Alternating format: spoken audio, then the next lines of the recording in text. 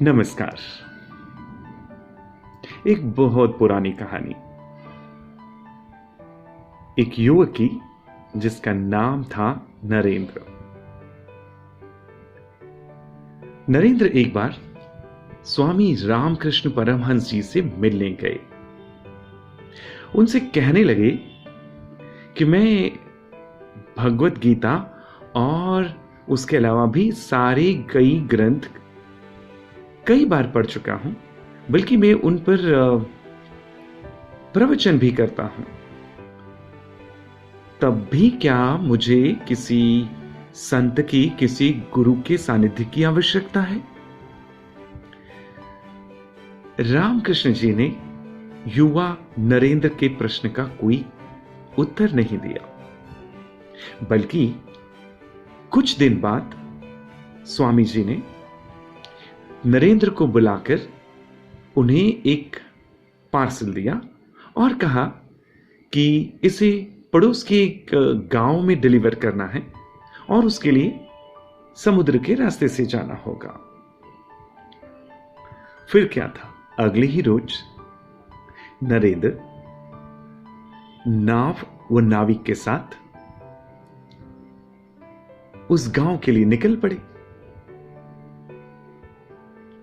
करना क्या था, उस गांव में जाना था और जिसके नाम से यह पार्सल दिया गया था उन्हें डिलीवरी तो करना था।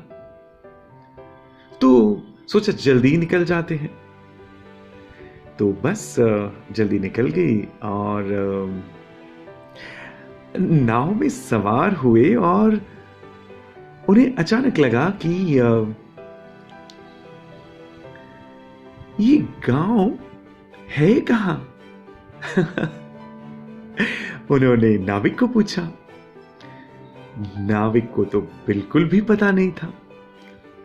अब क्या किया जाए? तब नरेंद्र ने सोचा कि एक ही मार्ग है कि मुझे स्वामी रामकृष्ण जी से ही जाकर उस गांव का मार्ग पूछना पड़ेगा। तो जब यह युवक नरेंद्र रामकृष्ण जी से मिलने पहुंचे तो रामकृष्ण जी तो जानते ही थे। तुरंत कहने लगे, नरेंद्र, तुमने जो प्रश्न मुझसे किया था ना, यह उसी का जवाब है। आज तुम्हारे पास साधन है,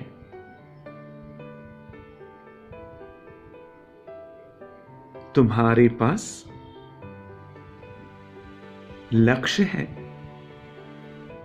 यानी कि पार्सल डिलीवर करना है, उस व्यक्ति को करना है, नाव है, नाविक है, किंतु किस मार्ग से उस गांव तक, उस व्यक्ति तक जाओगे ये तुम्हें पता नहीं है।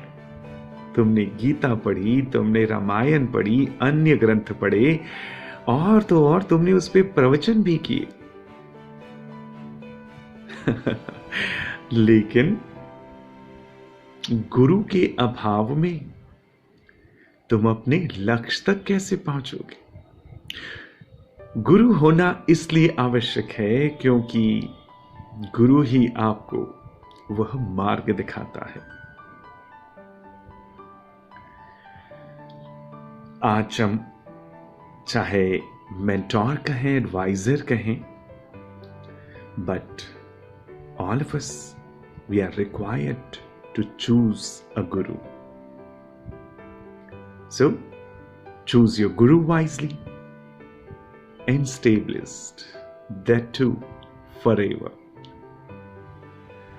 तो गुरु पूर्णिमा के इस पवित्र दिवस पर बस यही कथा आपके साथ बांटना चाहता था, शेयर करना चाहता था। और इस युवक नरेंद्र को आप बखूबी पहचान गए होंगे।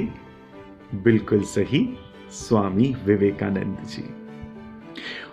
तो कैसे स्वामी विवेकानंद जी और उनके गुरु स्वामी रामकृष्ण परमहंस जी की इस कथा से हमें भी सीख मिलती है। और देखिए ना, जाने अनजाने ऐसे कितने लोग होंगे जिन्होंने हमें रास्ता दिखाया होगा, हमारा मार्गदर्शन किया होगा, हमें कुछ सिखाया होगा। वो सब हमारे गुरु हैं। तो उन ज्ञात अज्ञात सभी गुरुजनों के प्रति प्रणाम, वंदन, आभार। आपके प्रति भी आभार। आपने यह वीडियो देखा और आप जो इसे शेयर करने वाले हैं उसके लिए भी आभार। एक और कथा लेकर पुनः आपके समक्ष उपस्थित होंगे। बहुत बहुत धन्यवाद।